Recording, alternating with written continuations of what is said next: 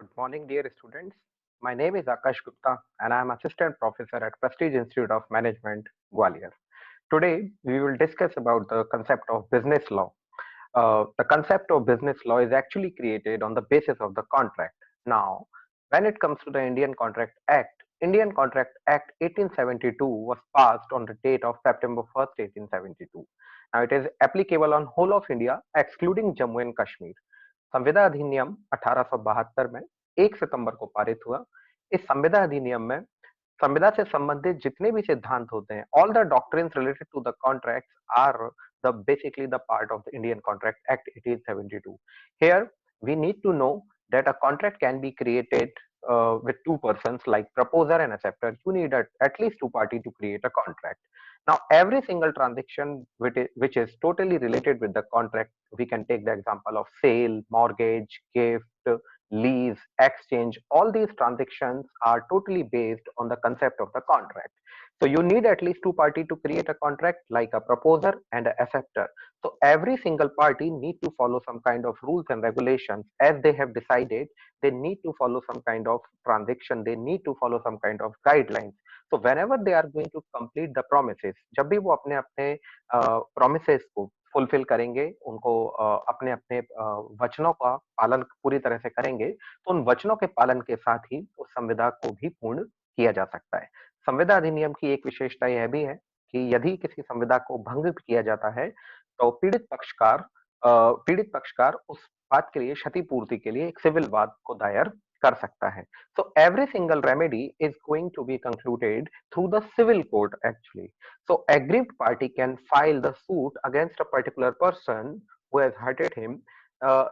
He can file a suit in a proper civil court, in a competent civil court. जिस court को क्षेत्राधिकारता प्राप्त होगी, उस संबंधित न्यायालय में उस व्यक्ति के विरुद्ध पीड़ित व्यक्ति या वादी वाद ला सकता है।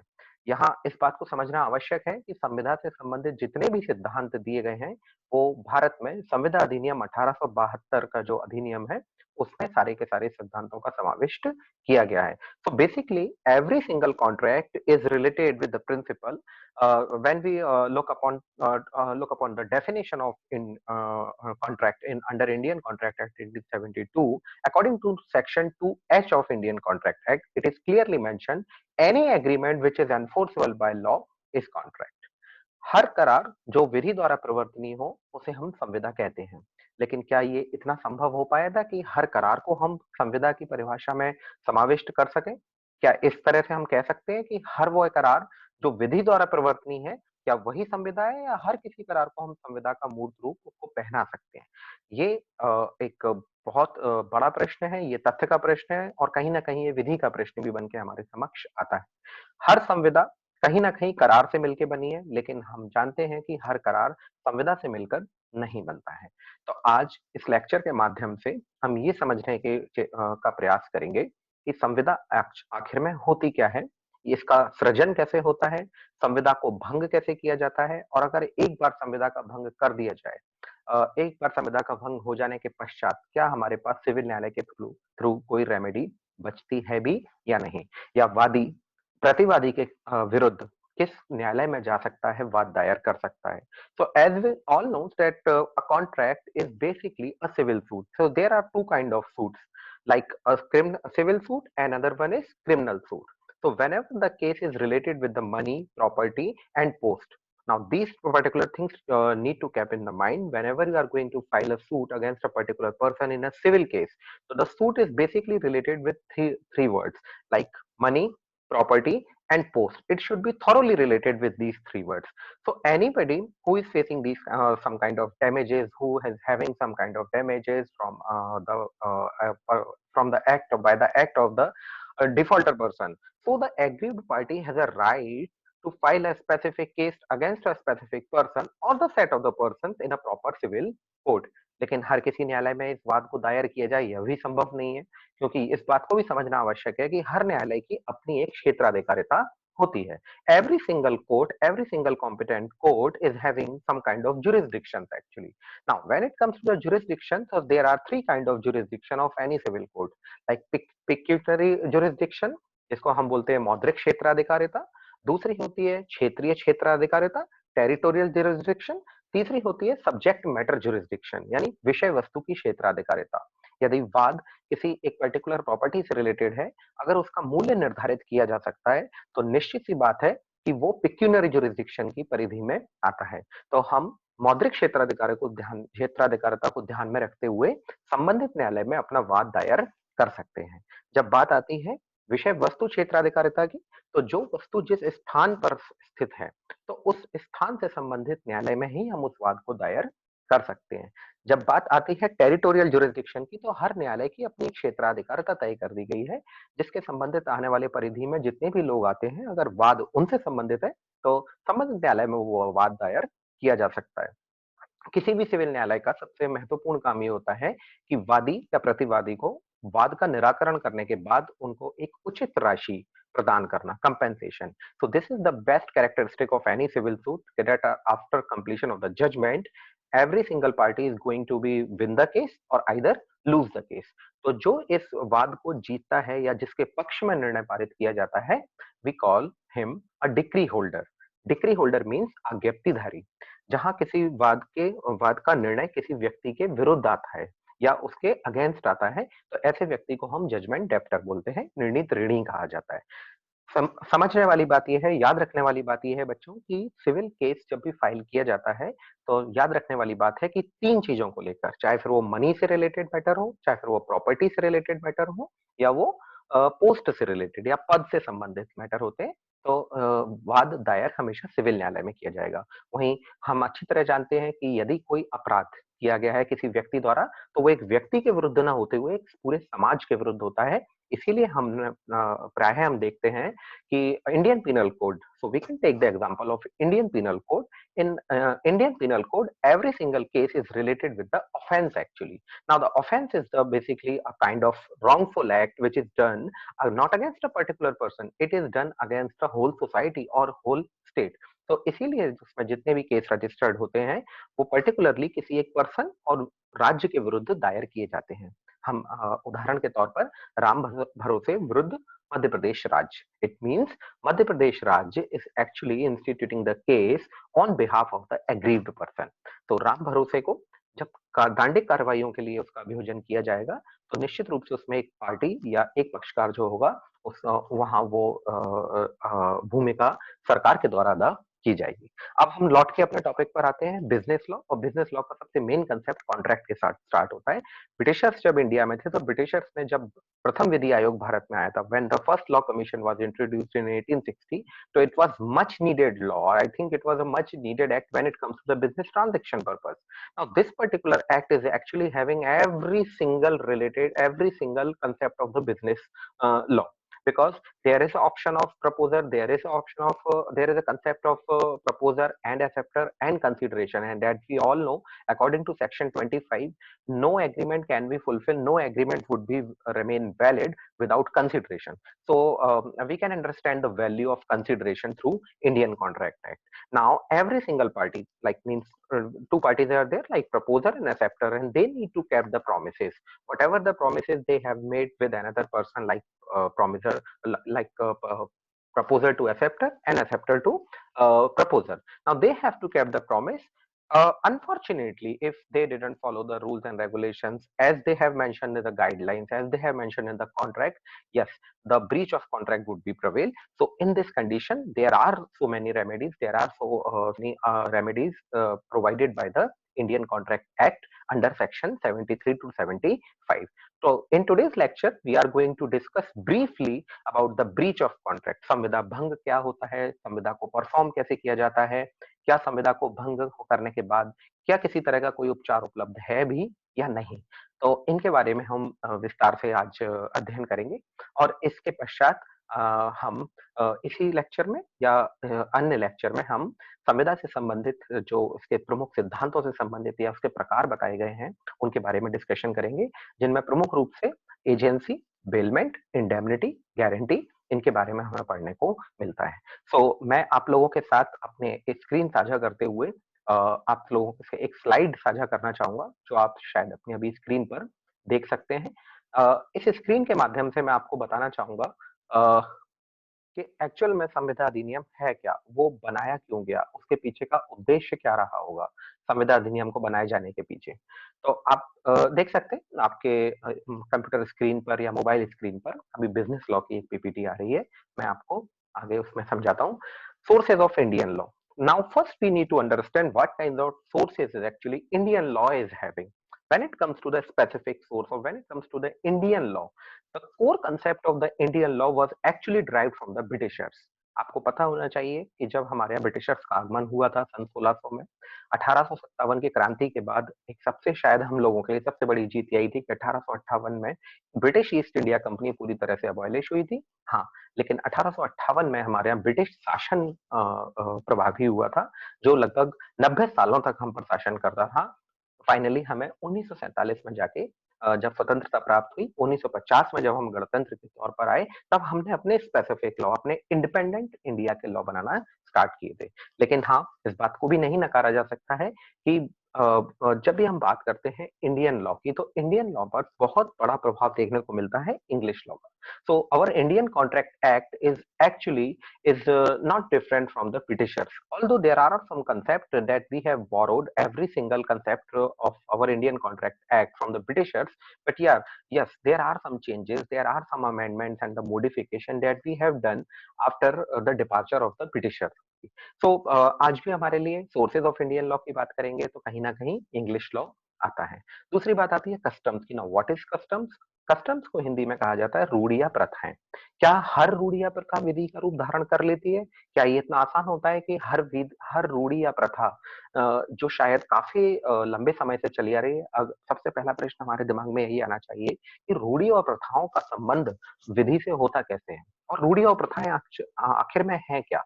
तो रूढ़ी और प्रथाएं कुछ ऐसे नियम हैं जो एक लंबे समय से इसमें सबसे अच्छी बात ये है कि आपको समय अगर याद है कि रूढ़ी कब से फॉलो की जा रही है, तो वो रूढ़ी कभी भी विधि का बल अभिप्राप्त नहीं करेगी। रूढ़ी तभी विधि का बल अभिप्राप्त करती है जब वो स्मरणातीत हो, यानी इमेमोरियल हो, जिसको आप याद ना कर सकें। वो एक समान भाव से, समरूपता से सभी के द्वारा समान भाव से फॉलो की हुई चली आ रही हो। चौथी बात और शायद सबसे महत्वपूर्ण बात, वो किसी भी विधि से वो कहीं पर भी कोई भी कॉन्फ्लिक्ट, कोई भी संघर्ष ना रखती हो। तो ऐसी रूढ़ी और प्रथाओं को कहीं न कहीं विधि का अमली जामा पहना दिया जाता है। I would like to make an example of section number 7 of Hindu Marriage Act 1955. Actually, it is a legislation, it is a personal law which was passed on 18th of May 1955 in India, and it is totally related with the Hindu Marriage Act. Now, under section 7 of Hindu Marriage Act, it is clearly mentioned कि जहां सप्तपदी के बारे में भी प्रावधान है। सप्तपदी हम सब अच्छी तरह से भली-भांति परिचित हैं इस बात से कि अग्नि के समक्ष 7 फेरों को कंप्लीट किया जाता है, तभी वो विवाह को पूर्ण माना जाता है। जब हम बात करते हैं कि 7वां फेरा जब चल लिया जाता है, तब उस कंडीशन में आपका विवाह संपन्न माना जाता है। ऐसा section 7 of Hindu marriage act में लिखा हुआ है। क्या इस तरह का कोई भी प्रावधान विधि में पहले से था? नहीं। तो यहाँ कहीं न कहीं एक बहुत अच्छा एग्जाम्पल है, जो हमारे यहाँ रूढ़ी और प्रथाएँ चली आ रही थी। क्योंकि जब हम बात करते हैं अपने वैदिक और प्री वैदिक पीरियड की, अग्नि को बहुत ही पवित्र 5 तत्वों में शायद सबसे पवित्र तत्व माना गया है। उसके समक्ष फेरे लेने के लिए यही माना जाता है, यही अज़्यूम किया जाता है कि हम अपने समान भाव से, सत्य भाव से इस बात की प्रतिज्ञा कर रहे हैं। तो एक तरह से ये भी कस्टम थी, जिसने धीरे-धीरे कालांतर में आते हुए विधि का बल कहीं न कहीं अभिप्राप्त कर लिया है। Next one is statute law. It means the law made by the either legislature in form of the parliament, or either by the state legislature. So after independent, a person cannot make law for all the persons or all the citizens who are residing in India. Actually, there are two authorities. We should take the name of these two authorities. First one is the parliament, another one is state legislature, यानी संसद और राज्य विधानमंडल के द्वारा ही ऐसे कानूनों का निर्माण किया जाता है। जब हम बात करते हैं एक कंसेप्ट की कि भारत के संविधान में कहीं ना कहीं एक कंसेप्ट निहित है जिसको हम बोलते हैं गॉड का concept. Yes, as we are living in India and we believe in God. Now there is a full form of God, like G for generator, O for operator and D for destroyer. जब हम बात करते हैं अपनी व्यवस्थापिका, कार्यपालिका और न्यायपालिका की, कहीं ना कहीं ये तीनों अगर हम बात करते हैं तो पूरे एक जनरेटर, ऑपरेटर और डिस्ट्रॉयर का ही प्रतिनिधित्व करते हैं। तो जब हम संविधियों द्वारा बनाए जाने कानून की बात करते हैं, स्टैट्यूट का मतलब होता है बच्चों संविधि। तो संविधि का तात्पर्य ये है कि जब विधायन द्वारा कानून बनाया जाता है, क्योंकि अब सुप्रीम अथॉरिटी किसमें रिसाइड करती है, केवल और केवल पार्लियामेंट में या फिर स्टेट लेजिस्लेचर में। स्टेट लेजिस्लेचर में राज्य विधानमंडल द्वारा बनाया गया कानून उस राज्य की परिधि में ही या उसमें परिधि में रहने वाले लोगों के ऊपर ही एप्लीकेबल होता है। Now when it comes to the personal law, now this is something different. Now the person who is residing in India, actually they are governed with their personal laws too. Now when it comes to the personal law, there are two specific law, as we can discuss, like Hindu law and Muslim law. Now Hindu law is totally related with the person who belongs to the Hindu religion, who follows the Hindu religion. Now according to the definition of Hindu, under Hindu Marriage Act or any other Hindu Succession Act or even Hindu Minority and Guardianship Act, the definition of the definition of Hindu is different from other definition. Like Hindu is the one who is not Muslim, who is not Yahudi, who is not Jews, is actually Hindu. Now वीर शैव, लिंगायत, आर्य समाज, ब्रह्म समाज, प्रार्थना समाज, इससे संबंधित लोग जितने भी होते हैं वो हिंदू धर्म को मानने वाले समझे जाते हैं. Now this is the personal law. Now this personal law is totally different from other personal law. We can take the example of Muslim law. यहाँ मुस्लिम लॉ की अगर बात करें तो उसका प्रतिनिधित्व या उसकी हम बात करते हैं, उसकी इफेक्टिवनेस जो होगी वो केवल और केवल मुस्लिम समुदाय के लोगों पर या उसको मानने वाले संप्रदाय के लोगों पर ही उसकी एप्लीकेबिलिटी होगी. अब उनसे संबंधित जितने भी, चाहे वो विवाह से संबंधित हो, विवाह विच्छेद से हो, चाहे फिर वो उनके सक्सेशन से संबंधित हो, इनसे संबंधित प्रावधान उनके पर्सनल लॉ में कर दिए जाते हैं. तो हम कह सकते हैं कहीं ना कहीं ये सोर्सेज ऑफ इंडियन लॉ के तौर पर हमारे सामने आता है. एक बहुत अच्छा शब्द आता है, आपकी स्क्रीन पर आप देख सकते हैं, जुडिशियल प्रेसिडेंट, न्यायिक पूर्व निर्णय. यहाँ किसी भी न्यायालय को अगर देखा जाए तो यह शक्ति प्रदान नहीं की गई है भारत में कि they can make law for the other courts or the inferior courts, but yes, there is a concept of judicial precedent under Indian constitution. Now there is a article called number 141. Now article number 141 is actually having the power of judicial precedent. हमारे यहाँ बच्चों सबसे apex court of India की अगर बात करते हैं, यहाँ सर्वोच्च न्यायालय की बात करते हैं, तो वो दिल्ली में स्थित है, हम सभी अच्छी तरह से जानते हैं. सर्वोच्च न्यायालय के निर्णय अपने निचले न्यायालयों के लिए बाध्यकारी या बंधनकारी प्रभाव रखते हैं. इस बात को आप जान लीजिए कि सर्वोच्च न्यायालय द्वारा पारित किए गए निर्णय कहीं ना कहीं निचले न्यायालयों के लिए बंधनकारी या बाध्यकारी प्रभाव रखते हैं. तो इस बात को ध्यान में रखते हुए हम इस बात को भी मान के चल सकते हैं कि कहीं ना कहीं निचले न्यायालयों के लिए, चाहे फिर वो हाई कोर्ट हो, चाहे फिर वो सेशन कोर्ट या डिस्ट्रिक्ट कोर्ट हो, उन सारे के सारे न्यायालयों के लिए कहीं ना कहीं सुप्रीम कोर्ट के निर्णय की रूलिंग जो होती है वो उनके लिए सोर्सेस की तरह काम करती है. तो these are the sources and we need to actually refresh our memories if we are actually studying law. So we need to understand what kind of sources are there specifically for law purpose only. Now when it comes to the Indian Contract Act specifically, it is divided into various sections. Now the contract is related with the concept and the doctrines and the transactions only.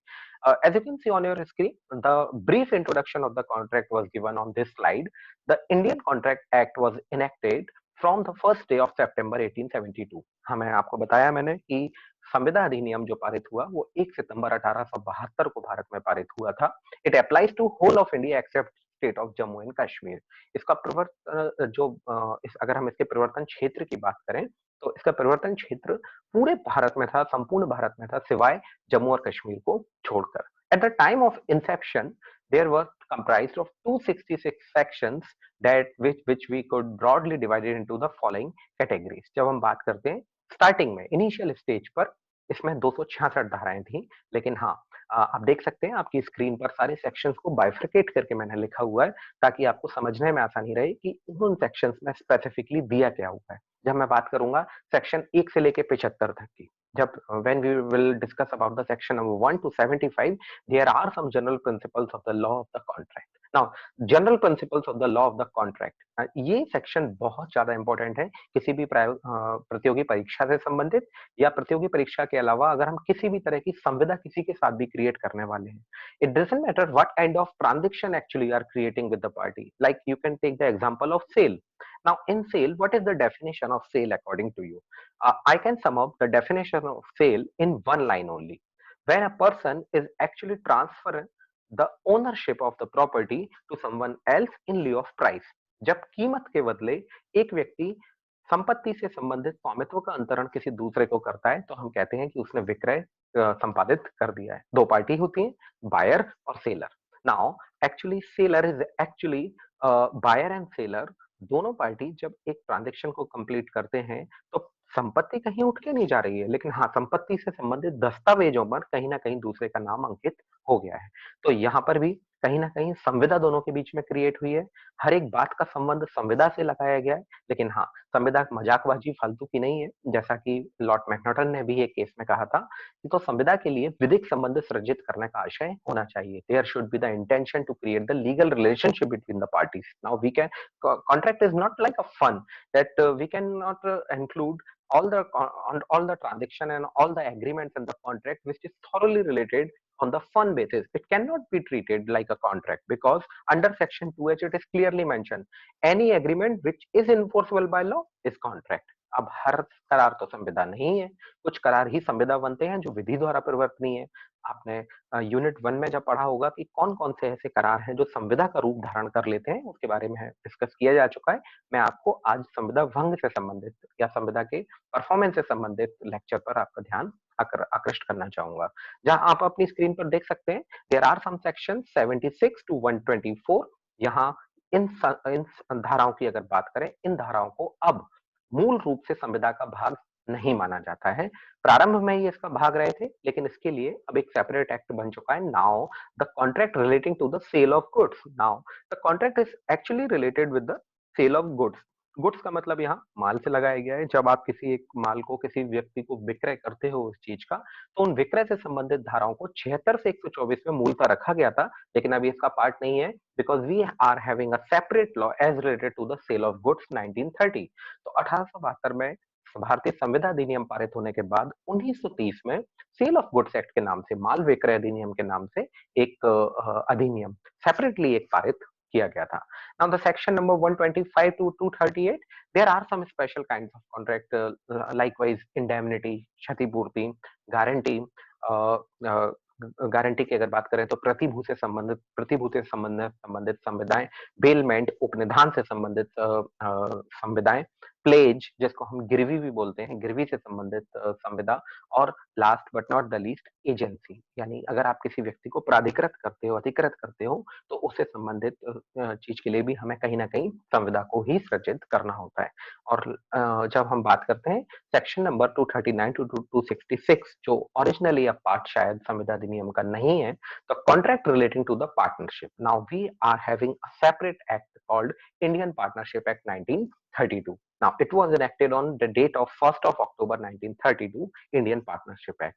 But yes, our area of study is Indian Contract Act. Now, we will definitely going to discuss how a contract should be performed, how a contract can be ended, and how a contract of any discharge contract or after having the breach of contract, how a party can apply for the compensation amount in a civil court. एक बात और याद रखने वाली है, मैं आप लोगों को आज यही क्लियर कर देना चाहूंगा। जब भी हम बात करते हैं संविदा भंग के लिए, संविदा भंग की स्थिति में शायद सबसे पहले न्यायालय यही बात करता है क्या पार्टी के बीच में is there any amount as decided by the parties, that after the problem of the breach of contract one party will definitely going to give a specific amount to the aggrieved party. Is there any contract or is there any written document between the parties?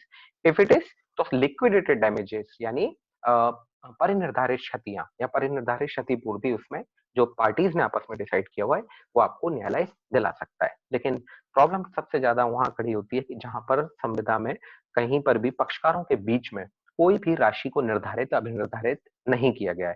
तो ऐसा ना होने की स्थिति में न्यायालय द्वारा कहीं ना कहीं एक उचित अमाउंट और उचित प्रतिकर जो है वो पार्टी को दिलाया जाएगा। मैं दोबारा इधर आता हूँ। डिस्चार्ज ऑफ कॉन्ट्रैक्ट आप अपनी स्क्रीन पर देख सकते हैं। डिस्चार्ज ऑफ कॉन्ट्रैक्ट को हिंदी में कहा जाता है संविदा का उन्मोचन। उन्मोचन का मतलब होता है संविदा से बाहर आ जाना या उसको खत्म कर देना। Now discharge of contract means the termination of the contractual relationship between the parties as there were actually there were the contractual relationship between like two parties like proposer and acceptor. They were in the relationship of the contract. Now proposal, what is proposal या प्रस्ताव किसे कहा जाता है? When a person is actually signifying his willingness to obtain the consent of another person. जब संविदा में एक व्यक्ति दूसरे की एक तरह से सहमति पाने के लिए अपनी ओर से एक कुछ बात उसको कहता है, तो कहा जाता है कि उसने अपनी तरफ से प्रस्ताव पारित किया है। Now a contract is said to be the discharge when it ceases to operate. अब कब कहा जाएगा कि जब कोई भी संविदा उन्मोचित कब मानी जाएगी? जब एक तरह से आप उसका पालन करना बंद कर देते हैं। When the rights and the obligations created by it come to an end. जब आपकी हम बात करते हैं अधिकारों की और आपकी बात करते हैं हम कुछ दायित्वों की, आप उनका निर्वहन करना एक तरह से बिल्कुल बंद कर देते हैं, तो कहा जाएगा कि आपने अब संविदा को उन्मोचित कहीं न कहीं कर दिया है। Now, contracting parties no more have any responsibility or liability to each other. ये बात बिल्कुल समझने योग्य है कि जब भी संविदा को उन्मोचित कर दिया जाता है, now we are not in the relationship of the contract.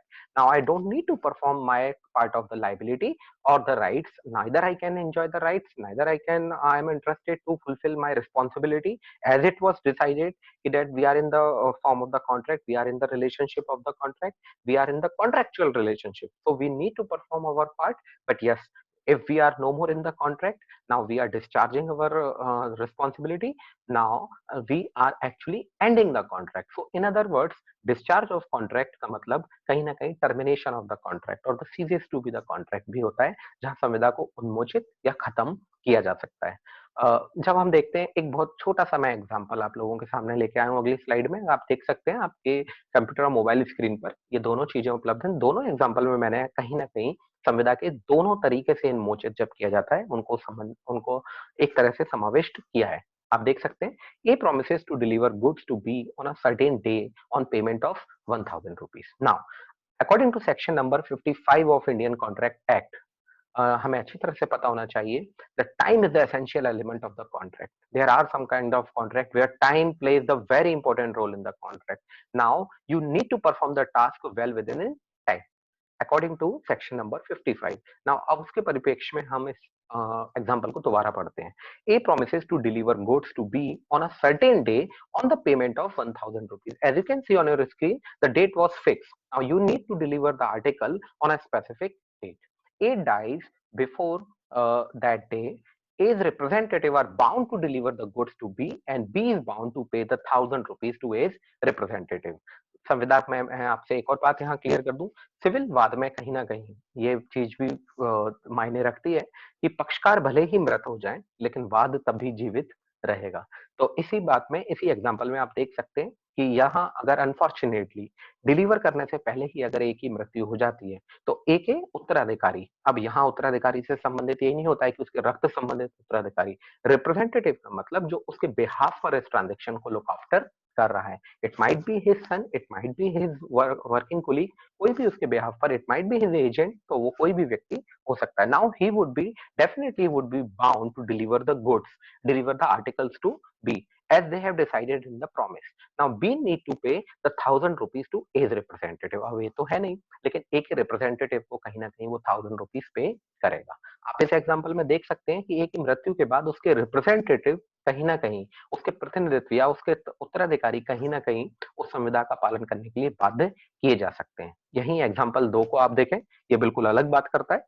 आप देख सकते हैं स्क्रीन पर, A promises to paint a picture for B by a certain day at a certain price. Now they have decided that I am going to draw a picture of you. मैं portray करूंगा and you need to pay a specific amount to me. It dies before that day. Unfortunately, की मृत्यु हो जाती है। The contract cannot be enforced either by A's representative or by B. Simple सी बात है, जहां कहीं पर बेटा पर्सनल स्किल्स इन्वॉल्व होती हैं कॉन्ट्रैक्ट में, पर्सनल स्किल्स इन्वॉल्व होने की कंडीशन में हमेशा याद रखेंगे आप कि उसी व्यक्ति द्वारा उनका पालन किया जा सकता है जिन्होंने उसको कॉन्ट्रैक्ट को किया था। कोई और व्यक्ति उस पेंटिंग को कंप्लीट नहीं कर सकता। अगर ऐसा करता है तो you need to create the specific contract with that particular person, otherwise initially the contract was created between two persons and suddenly or unfortunately the person has died. So in this condition it is not actually I must say it is not possible to fulfill the contract by him only because he has already died. So in this condition the contract would be definitely going to be ended. Any other party or any representative of dead person cannot perform the liability. So it simply means जहां कहीं पर भी आपकी अगर personal skills involve होती हैं, जहां आपकी वैयक्तिक क्षमताओं की बात आती है, तो अगर कोई एक व्यक्ति जो उस बात के लिए ही अगर किसी से अनुबंधन किया गया था या करार किया गया था या संविदा क्रिएट की गई थी, तो उसकी मृत्यु होने के पश्चात आवश्यक रूप से उस संविदा का भी अंत कहीं न कहीं हो जाएगा। मोड ऑफ डिस्चार्ज जब हम बात करते हैं कि कोई भी संविदा का उन्मोचन किस तरीके हो सकता है, हमने पिछले स्लाइड्स में ये देखा कि उन्मोचन होता क्या है। अब अगर हम बात करते हैं कि संविदा का उन्मोचन किन-किन तरीकों से किया जा सकता है, तो मैंने हर एक तरीके के सामने उनसे संबंधित धाराओं का भी यहाँ पर कहीं न कहीं उल्लेख किया है। बाय परफॉर्मेंस परफॉर्मेंस का मतलब होता है कि आप उसका पालन करके भी कर सकते हैं। So contract section, specifically section number 37 to 67, it is totally related with the performance part only. By subsequent or supervening impossibility of performance or illegality. Now it is related with the section number 56. Now it actually contains the doctrine of impossibility. Doctrine of impossibility means असंभाव्यता का सिद्धांत, जहां कहीं पर आप संविदा का पालन इसलिए नहीं कर सकते हैं क्योंकि उसका पालन करना अब असंभव हो चुका है। हम आगे की स्लाइड में उनके बारे में विस्तार से चर्चा करेंगे। बाय म्यूचुअल कंसेंट और agreement. Now mutual consent and agreement, now it is the simplest way to discharge the contract, जहां पार्टीज ने खुद डिसाइड कर दिया है कि we are ending this contract and we are actually merging this particular contract with the mutual consent.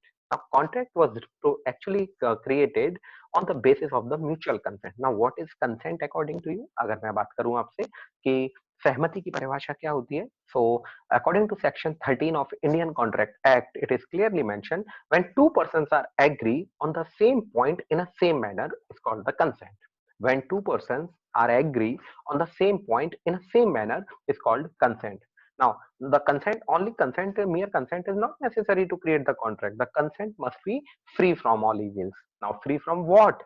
Under section, it should be under section 15, it should be free from the word coercion. Under section 16, it should be free from the word undue influence. Under section 17, it should be free from the word called fraud.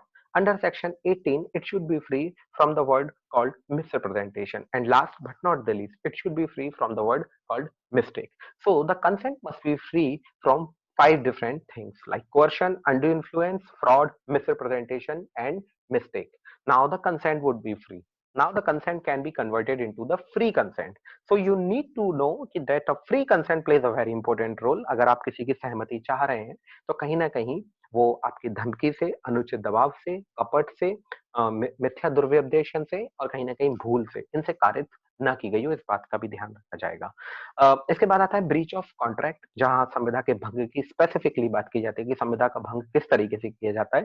तो संविदा का भंग या तो आप बात करेंगे कि किसी बात का पालन न करने से जो उनके बीच में डिसाइड किया गया था, एक वो भी हो सकता है और एक होता है समयकालिक पूर्वकालिक संविदा भंग, यानी जिस समय के लिए उस संविदा को निर्धारित किया गया था कि हम उसका पालन करेंगे और उस समय से ठीक पूर्व ही अगर उसने उसको भंग कर दिया है तो क्या स्थिति होगी, उसके बारे में हम अध्ययन करेंगे।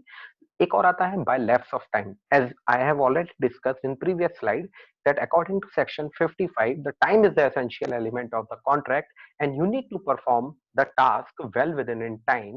आपको समय रहते हुए उस संविदा को पूर्ण कर लेना चाहिए था लेकिन आपने नहीं किया।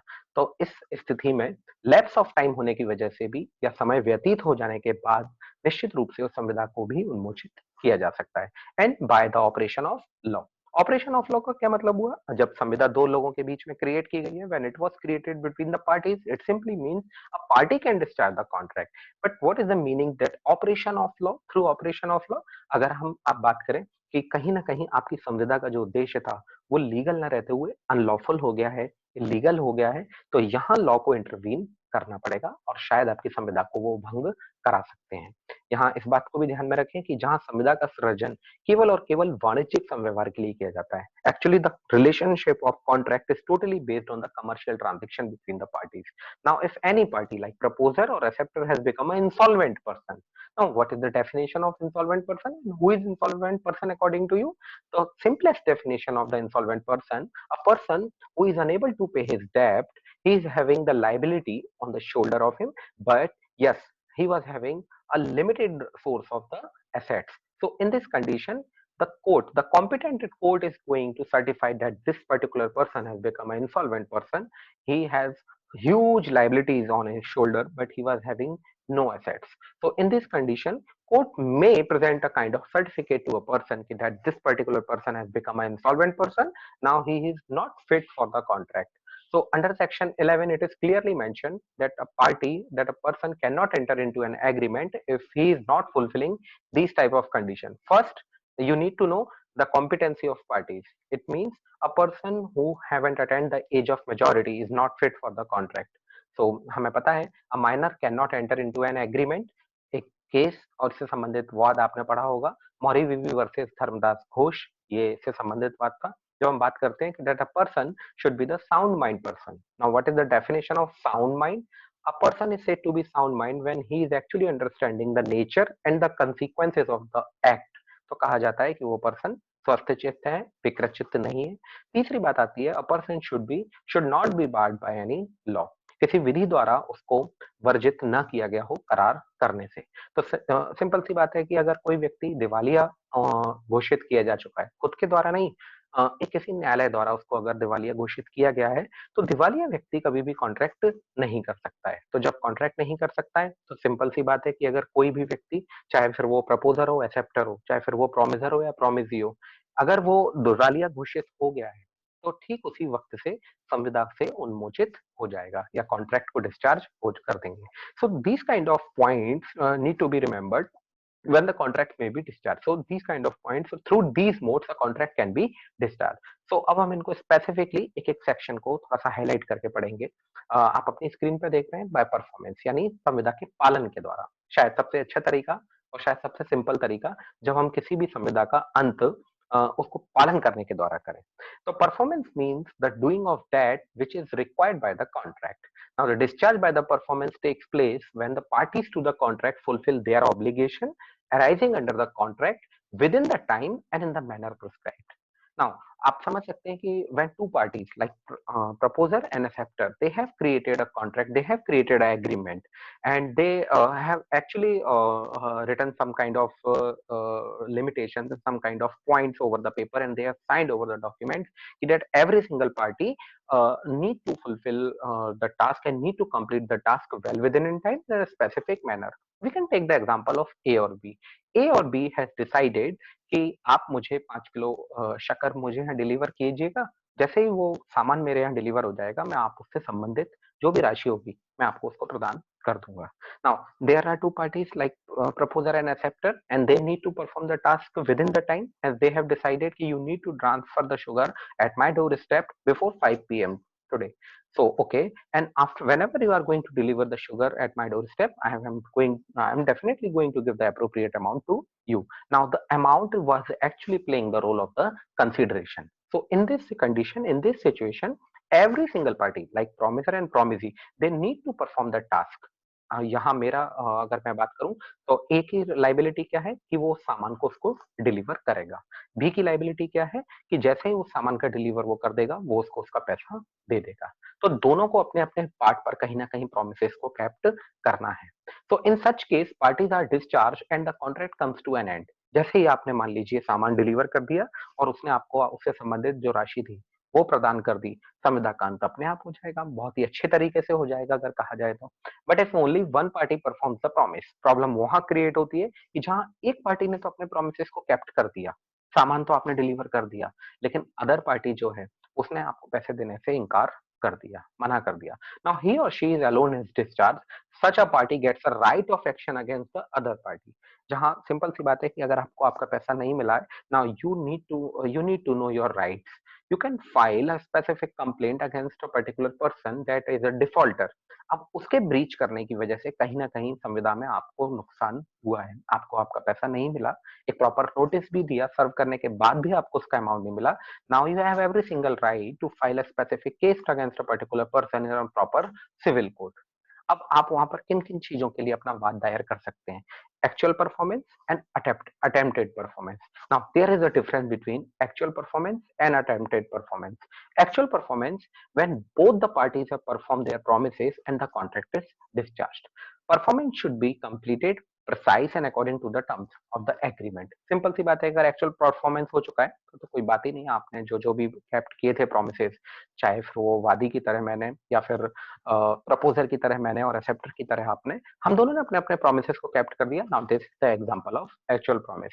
Now next one is attempted promise and tender. It is not the actual performance, but it is only an offer to perform the obligation under the contract, where the promiser offers to perform his obligation, but promisee refuses to accept the performance. Simple सी बात है, मैंने जब अपना सामान आपको deliver कर दिया, मैंने अपने पार्ट पर अपना प्रोमिसेस को कैप्ट किया. Now what I was actually expecting from your side, so you need to perform your obligations or your part of the duty. You need to transfer a specific amount to me, or you have to deposit this particular amount to my saving account. लेकिन आपने ऐसा कुछ भी नहीं किया, तो यहाँ इस कंडीशन में मेरे पास ये अधिकार होगा कि आपके विरुद्ध में न्यायालय में अपना वाद दायर कर सकता हूँ. एक और तरीका है जिस तरह से कॉन्ट्रैक्ट को उन्मोचित किया जा सकता है, वो है तरीका बाय म्यूचुअल कंसेंट और एग्रीमेंट, यानी आपसी सहमति के द्वारा और करार के द्वारा भी हम ऐसा कर सकते हैं.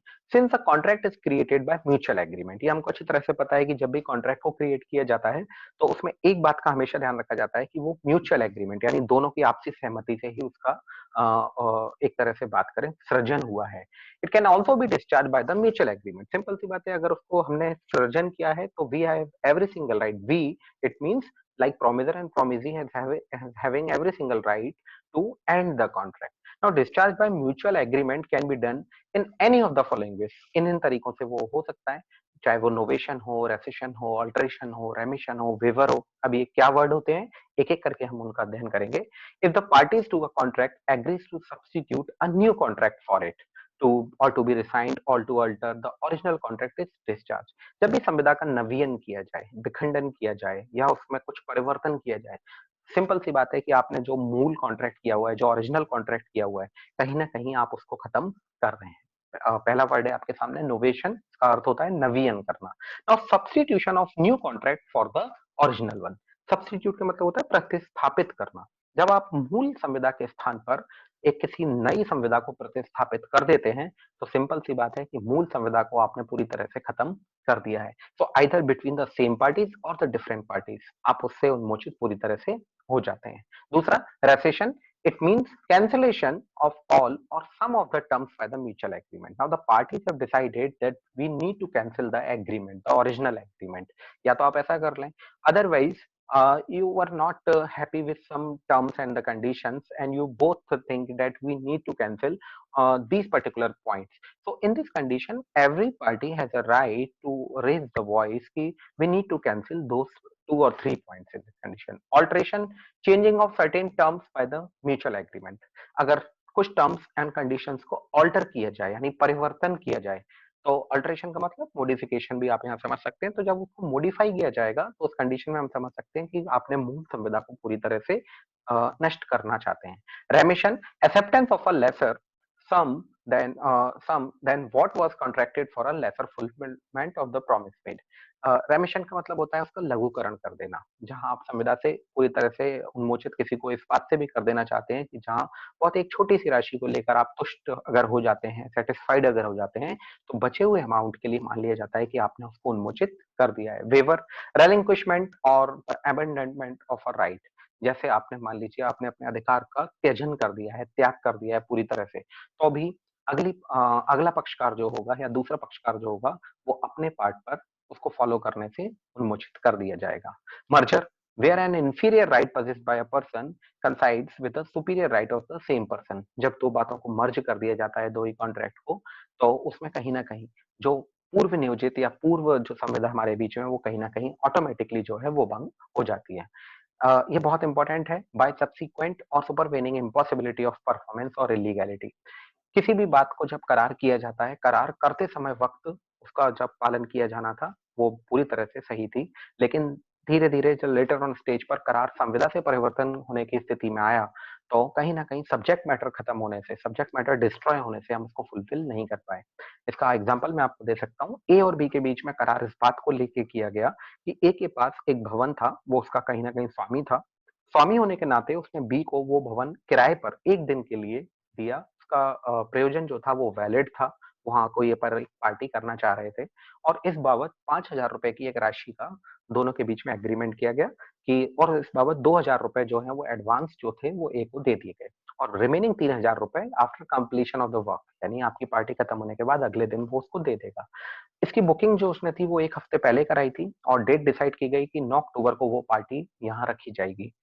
8 अक्टूबर की रात को अनफॉर्च्यूनेटली जब किसी के वश में नहीं था और एक अचानक से वहाँ भूकंप आया। भूकंप में वो सब्जेक्ट मैटर पूरी तरह तबाह, पूरी तरह नष्ट हो गया। अगले दिन बी आया। बी ने वो भवन का पोज़ीशन चाहा फॉर द पार्टी पर्पज़ जो उन्होंने डिसाइड किया था कॉन्ट्रैक्ट में। But it was not easy for A to transfer the particular building और द हाउस टू बी, क्योंकि वो पूरी तरह से नष्ट हो चुका था। अब उस करार का पालन किया जाना पूरी तरह से अगर देखा जाए तो असंभव हो चुका है। तो इस तरह के करार जो हैं, जो प्रारंभ में करार बिल्कुल सही थे, लेकिन जब वो संविदा के तौर पर उनको निष्पादित किया जाना था, उस समय उनका पालन किया जाना ऑलमोस्ट असंभव हो चुका है। तो पूरी तरह से वो संविदा को भंग मान लिया जाएगा। हाँ, एक बात और ध्यान रखने वाली बात है, अगर कोई प्रतिकर कोई अगर अमाउंट जो है वो एडवांस में लिया गया है, तो वो एडवांस रिटर्न पार्टी को कर दिया जाएगा। So an agreement to do an act impossible itself, the void contract to do act afterwards become the impossible unlawful. A contract to do an act which after the contract is made becomes impossible or by the reason of some event which the promiser could not prevent. जो रात को भूकंप आया, कहीं पर भी उसको prevent नहीं कर सकता था प्रॉमिसर, उसके पार्ट पर वो उसको नहीं कर पा रहा था। मान लीजिए ऐसी चीज हो गई या फिर अनलॉफुल हो गया या becomes void when the act becomes impossible और unlawful. Subsequent impossibility in England is referred to as the doctrine of frustration. ये जो प्रिंसिपल है सेक्शन 56 का, इससे संबंधित कुछ वाद भी हैं जो संविदा अधिनियम के में की धारा 56 में दिए गए हैं। Taylor versus Caldwell, Satyabrata Ghosh versus Mugneeram का जो वाद है वो बहुत महत्वपूर्ण वाद है और धारा 56 से ही संबंधित है। सब्सिक्वेंट इम्पॉसिबिलिटी यानी पार्श्विक असंभाव्यता। पार्श्विक का मतलब क्या हुआ? बाद में हुआ है जो। Initially it was not the part of the contract, शायद कहीं पर भी नहीं था, ऐसी कोई बात की संभावना भी नहीं थी, लेकिन पश्चात में यानी बाद में सब्सिक्वेंट स्टेज पर इम्पॉसिबिलिटी आई और इस वजह से वो जो कॉन्ट्रैक्ट किया गया था वो उसका पालन किया जाना असंभव हो गया था। इंग्लैंड में क्योंकि हमारा पूरा का पूरा लॉ अगर हम बात करें तो कॉन्ट्रैक्ट क्या काफी सारे जो हमारे यहाँ विधियां हैं वो कहीं ना कहीं प्रेरित हैं इंग्लैंड से। तो इंग्लैंड में डॉक्ट्रिन ऑफ फ्रस्ट्रेशन का जो प्रिंसिपल है वो सस्टेन करता है। डॉक्ट्रिन ऑफ फ्रस्ट्रेशन का मतलब भग्नाशा का सिद्धांत। तो वो जो भग्नाशा का सिद्धांत धारा 56 में हमारे यहाँ भी को समाविष्ट किया गया है। मैं आपको एक और स्लाइड की तरफ ध्यान आकर्षित करना चाहूंगा, discharge by lapse of time. Lapse of time का मतलब जहां पार्टीज के बीच में टाइम को लेके डिसाइड किया गया है कि you need to perform the task well within time. Now, if the party is actually overlapping the time, so in this condition, the aggrieved party may file the suit against a particular person in a proper civil court. Now, you can see on your screen, a contract is discharged if it is not performed or enforced within a specified period, called the period of limitation. The Limitation Act 1963 has prescribed the different period for the different contracts. Now, period of limitation for exercising right to recover a debt is 3 years. Simple सी बात है कि संविदा अधिनियम में ये बताया गया है कि आपको अपना कार्य जो करना है, अगर संविदा इस बात को लेके निर्धारित किया गया है कि संविदा का सृजन है, तो संविदा को आपको कंप्लीट करना है, वो टाइम के तहत रहते हुए ही करना है। सिंपल सी बात है, आपको टाइम के तहत रहते हुए ही उसका समावेश करना होगा। लेकिन अगर आपने ऐसा नहीं किया, तो संविदा को कहीं न कहीं आपने भंग किया है। अब संविदा को भंग करने के बाद एग्रीव्ड पार्टी के पास ये राइट है कि वो आपके अगेंस्ट सूट फाइल कर सकता है। लेकिन क्या वो सूट फाइल करने के लिए या वाद दायर करने के लिए कोई एक्ट है? या मान लीजिए अगर आपने संविदा भंग किया तो मेरे पास आजीवन वो अधिकार रहेगा कि मैं आपके खिलाफ कभी भी न्यायालय में जा सकूँ? तो ये आजीवन अधिकार नहीं है, इसकी कहीं न कोई लिमिटेशन रहती है। तो इसी बाबत एक और लॉ हमारे यहाँ पारित हुआ है जिसको हम बोलते हैं द लिमिटेशन एक्ट 1963 1963 में ये पारित हुआ, परिसीमा अधिनियम। वादों से संबंधित है, कोई भी वाद अगर दायर किया जाए तो कहीं न कहीं उसकी कोई न कोई सीमा होनी चाहिए। उसमें पोपेटा वर्सेस कोटेश्वर के बाद में सर्वोच्च न्यायालय ने एक निर्णय में एक सूक्ति को बोला। उन्होंने कहा कि इस अधिनियम को पारित किया जाना, इस परिसीमा अधिनियम को पारित किया जाना अति आवश्यक है। कहीं ऐसा ना हो कि वादी तो चले जाएँ या वादी अनश्वर हो जाएँ और वाद हमेशा के लिए अमर हो जाए। तो वादों का निराकरण करने के लिए कहीं न कहीं उसको एक परिधि में बाँधना अति आवश्यक है। तो अगर कोई व्यक्ति किसी व्यक्ति के खिलाफ सिविल सूट फाइल करना चाहता है, तो उसकी लिमिटेशन उन्होंने 3 साल रखी है। जिस डेट पर वो ब्रीच ऑफ कॉन्ट्रैक्ट हुआ, जिस डेट पर ब्रीच ऑफ ट्रस्ट हुआ, उस डेट से लेके अगले 3 साल के अंदर-अंदर आप न्यायालय में उस व्यक्ति के खिलाफ वाद दायर कर सकते हैं। अब यहाँ सेक्शन 5 का उल्लेख किया जाना ज़रूरी है, वादों के परिसीमा अधिनियम, जिसमें कंडोलेशन फॉर डिले के बारे में बताया गया है। इसका मतलब समय को बढ़ाने के लिए। अगर मैं कोर्ट से ये चाहता हूँ कि इस समय को बढ़ा दिया जाए क्योंकि उस समय मेरे साथ परिस्थिति ऐसी थी कि मैं वाद दायर नहीं कर सका।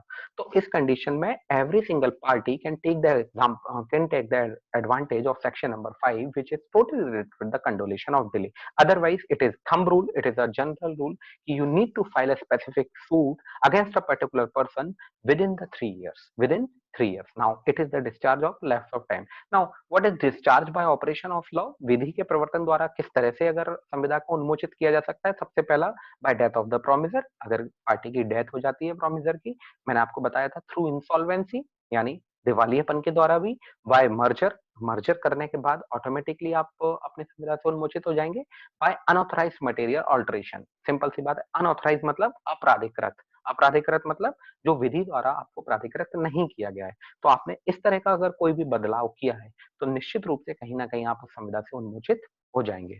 ब्रीच ऑफ कॉन्ट्रैक्ट की डेफिनिशन मैं आपको बताना चाहूँगा। If a contracting party fails to perform an absolute duty owned under a contract, is breach of contract is a failure of party to perform his obligation under a contract. आपके ऊपर कुछ संविदाओं के तहत कुछ न कुछ आपके ऊपर ज़िम्मेदारी सौंपी गई थी कि आपको उस टास्क को कंप्लीट करना है। जब आप उसको कंप्लीट नहीं करते हैं, तो कहीं न कहीं आपने संविदा को, अनुबंध को जो है, उसको भंग किया है।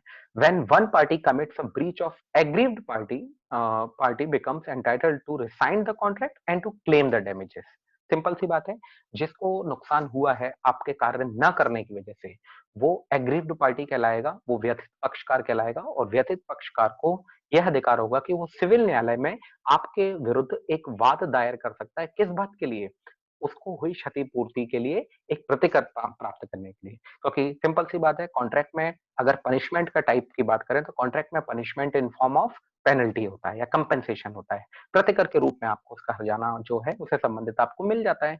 अब किस चीज़ के लिए हम जा सकते हैं? So the breach of contract में be the actual breach of the contract और द एंटीसिपेटरी और the constructive breach of contract. एक तो हुआ एक्चुअल ब्रीच जो आपने भंग किया है, जो सामने दिख रहा है, इसे सब्जेक्ट मैटर को आपने डिस्ट्रॉय किया है, आपने अपने पार्ट को फुलफिल नहीं किया, तो ये प्रॉब्लम मुझे क्रिएट हुई है। Now this is the actual breach of contract. Now anticipatory का मतलब जिसको आप जिसकी आप संभावना दायर कर सकते हैं। एंटीसिपेटरी मतलब पूर्वकालिक, आपको ऐसा लग रहा है, तो आप उसके लिए भी अपना वाद दायर कर सकते हैं न्यायालय में। आपकी स्क्रीन पे आप देख सकते हैं anticipatory breach when a party repudiates the contract before the time fixed और the performance arrived when a party by his own act disable himself from the performing. Simple सी बात है कि अगर आपने कोई टाइम डिसाइड किया है कि आपको उस कॉन्ट्रैक्ट को पूरे एक समय में के तहत रहते हुए ही उसको पूरा करना है, लेकिन आपने समय पूर्व ही अपनी संविदा का भंग अगर कर दिया है, तो समय पूर्व संविदा को भंग करने की स्थिति में कहीं न कहीं उसको पूर्व नियोजित, अगर आप बात करें आपने इंटेंशनली ऐसा किया है, तो इसको एंटीसिपेटरी ब्रीच कहा जा सकता है। मैं आपको एक एग्ज़ाम्पल इस बाबत देना चाहूँगा। मान लीजिए किसी सिंगर को आपने अपने यहाँ हायर किया गाना गाने के लिए। अगले 5 दिनों की आपने संविदा की और 5 दिनों के लिए आपने प्रतिदिन उसको ₹1000 देने के लिए वादा किया। अब उस सिंगर ने जब यहाँ गाना स्टार्ट किया तो उसने 1 दिन परफ़ॉर्म किया, आपने उसको पेमेंट किया, दूसरे दिन वो आया उसने परफ़ॉर्म किया, आपने उसको पेमेंट किया, तीसरे दिन वो जानबूझकर अनुपस्थित रहा, जानबूझकर। आप वर्ड पे ध्यान दें, वो जानबूझकर अनुपस्थित रहा। आपके पास पूरा अधिकार है कि आप चाहें तो समय पूर्व संविदा को भंग कर सकते हैं। अब भंग करने के बाद आपके पास ये राइट रहेगा कि आप न्यायालय में बचे हुए 2 दिन के लिए बचे हुए 2 दिन के लिए आप उससे प्रतिकर की माँग कर सकते हैं। यहाँ एक बात को मैं ये भी बता दूँ कि अगर वो सिंगर ने चौथे दिन आके आपसे अनुमति प्राप्त करने के लिए बात की कि मैं आगे के 2 दिन कंटिन्यू करना चाहता हूँ, तो आप अगर उसको परमिशन दे देते हैं, तो आपके बिहाफ़ पर ये समझा जाएगा कि आपने पूरे संविदा को एक तरह से पालन करने के लिए उसको बोल दिया है। अब आप उस संविदा का अंत नहीं कर सकते, लेकिन हाँ, एक अधिकार रहेगा कि उस तीसरे दिन के लिए, जिस दिन पर वो नहीं आया था, उस दिन के लिए आप उस कॉन्ट्रैक्ट को कहीं न कहीं कैंसल कर सकते हैं। ये राइट आपके पास उस चीज़ में रहेगा। अ अ, बच्चों, मैंने आज आपको संविदा भंग के बारे में इस लेक्चर के माध्यम से संविदा संविदा का भंग कैसे होता है, संविदा को परफ़ॉर्म कैसे किया जाता है, उसको समझाने का प्रयास किया था। लेक्चर की अगली श्रृंखला में मैं आपसे डिस्कस करूँगा कि ब्रीच ऑफ कॉन्ट्रैक्ट होने के बाद जब हमारे पास एक रेमेडी बचती है कि रेमेडी के लिए हम कहाँ जाएँगे? So we need to file a civil case, so we need to file a specific case in a civil court. तो सिविल कोर्ट हमें क्या-क्या रेमेडी देता है? किस-किस तरह से वो हमें उसमें रेमेडी मिलती है, उसका अध्ययन हम करेंगे। साथ ही हम संविदा से संबंधित कुछ सिद्धांतों, चाहे फिर वो एजेंसी हो, बेलमेंट हो, प्लेज हो, इंडेमनिटी हो, गारंटी हो, उनका अध्ययन करेंगे। धन्यवाद बच्चों, और अपना ध्यान रखिएगा। धन्यवाद।